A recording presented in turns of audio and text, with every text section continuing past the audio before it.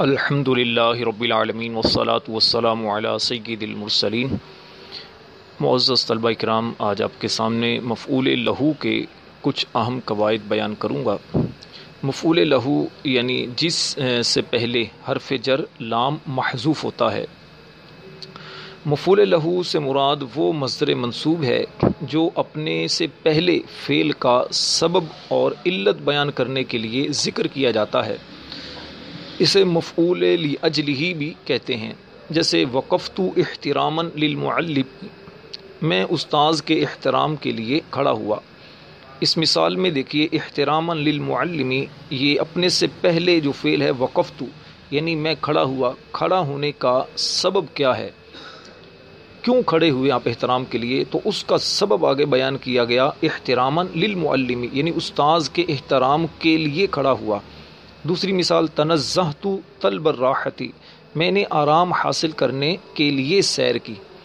تو طلب الراحت یہ مفعول لہو ہے، تو یہ جو مفعول لہو ہے اپنے سے پہلے تنزہت فعل کی علت بیان کر رہا ہے، سبب بیان کر رہا ہے کہ میرے راحت کو طلب کرنے کی وجہ کیا تھی، میں نے کیوں راحت کو طلب کیا، تو وجہ بتا دی کہ آرام حاصل کرنے کے لیے میں نے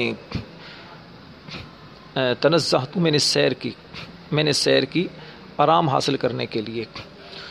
اچھا، مفعول لہو کے بارے میں چند ایک اہم قواعد آپ کے سامنے بیان کرتا ہوں۔ ایک تو یہ ہے کہ مفعول لہو یہ منصوب ہوتا ہے، لیکن اگر اس سے پہلے حرف جر آ جائے تو اب یہ مجرور ہو جائے گا۔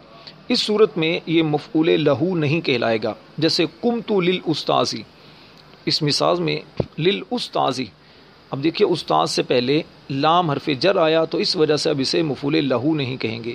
اسی طرح وقفت من المطر،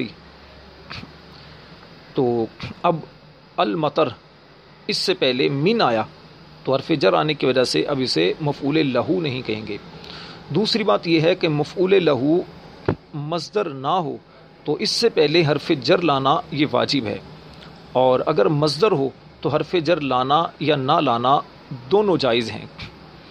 جیسے جئت للماء، تو اس مثال میں دیکھیے اب مفعول لہو یہاں پر مصدر نہیں ہے تو ما، تو اس سے پہلے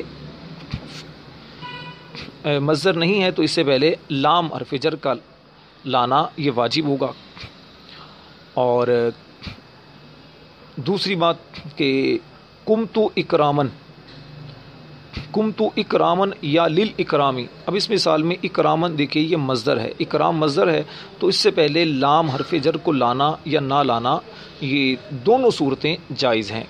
قمت للاکرامن بھی کہہ سکتے ہیں اور قمت للاکرامی بھی کہہ سکتے ہیں۔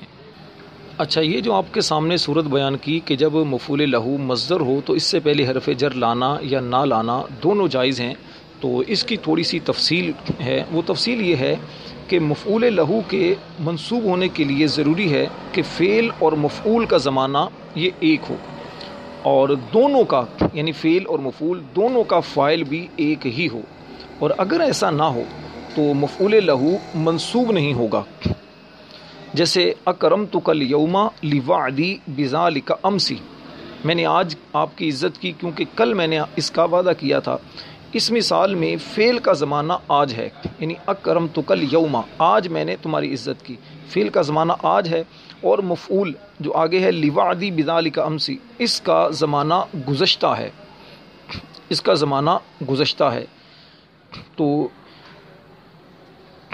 اس وجہ سے مفعول لہو یہاں پر منصوب نہیں ہو سکتا، یہاں پر مفعول لہو منصوب نہیں ہو سکتا، اور مفعول لہو کے منصوب ہونے کے لیے ضروری ہے، وہ آپ کو بیان کیا کہ فعل اور مفعول دونوں کا زمانہ ایک ہو، اور فعل اور مفعول دونوں کا فاعل بھی ایک ہو۔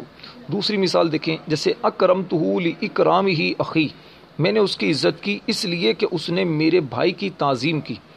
اس مثال میں جو فعل ہے اکرمتہ، اس کا فاعل ہے متکلم، تو ضمیر فاعل اس کا متکلم ہے، جبکہ مفعول لہو لاکرامہ اس کا جو فاعل ہے وہ ہے غائب، فاعل غائب ہے۔ تو اب ان دونوں کا یعنی فعل اور مفعول دونوں کا فاعل ایک نہیں، جب دونوں کا فاعل ایک نہیں تو اب یہ مفعول لہو جو ہے یہ منصوب بھی نہیں ہو سکتا۔ تو اس بات کو پھر ذہن نشین کر لیں کہ اگر مفعول لہو مصدر ہو تو اس سے پہلے حرف جر کا لانا یا نہ لانا دونوں جائز ہیں، تو اس کی شرط آپ کے سامنے بیان کر دی اس کے جواز کے لیے کہ دونوں کا فاعل یعنی فعل اور مفعول دونوں کا فاعل ایک ہو اور دونوں کا زمانہ ایک ہو۔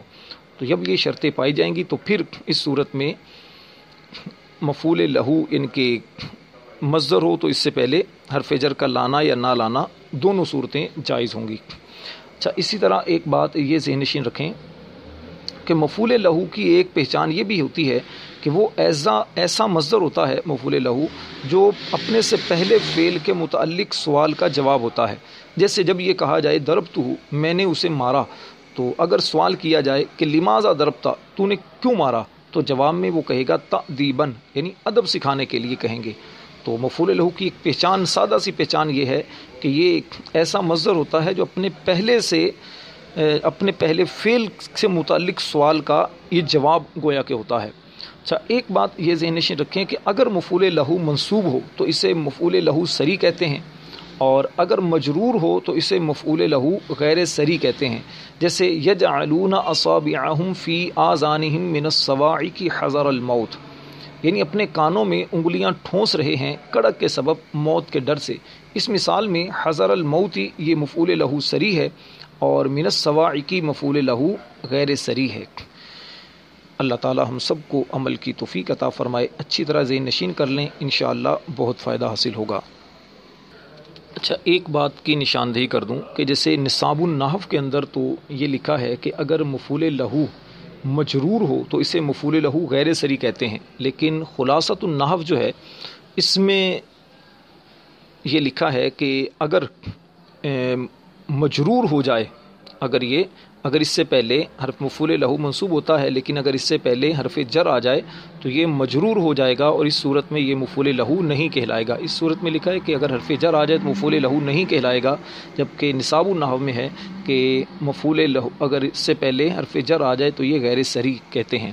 تو اولا بات یہی ہے، خلاصۃ النحو کے مطابق ہی عمل کیا جائے۔ آپ کی معلومات کے لیے میں نے یہ چیز بیان کی ہے، تو اس کو ذہن نشین رکھیے گا۔ صلو علی الحبیب صلی اللہ تعالی علی محمد۔